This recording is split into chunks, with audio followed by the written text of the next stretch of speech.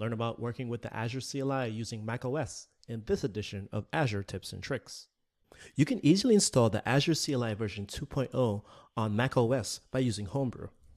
So if I do something like brew update, this will allow me to update my Homebrew cache.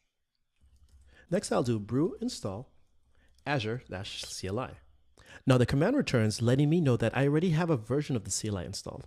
But if instead I want to upgrade it, I can do brew upgrade Azure CLI.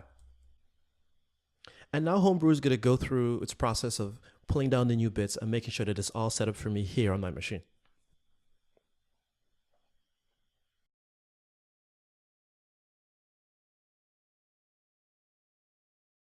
Now that that's complete, I should be able to just type the AZ command, and I can see the various Azure commands that are available for me to use.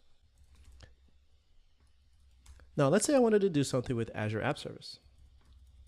I could type App Service, plan, and let's say I wanted to list them. Now it's saying, credentials have expired due to inactivity. Please run AZ login. So the first time that you're going to run this command, you're going to need to log in so it knows what account it's going to use. Now, that's lost your browser for me. I'm going to select my account that I want to use. And it says, you've logged into Microsoft Azure. So let's run app service plan list.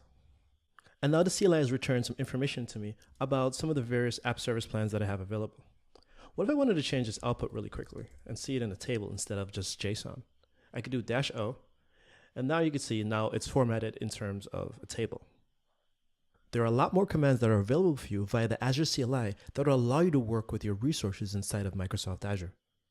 But that's how easy it is for you to get started with the Azure CLI on your Mac OS X machine.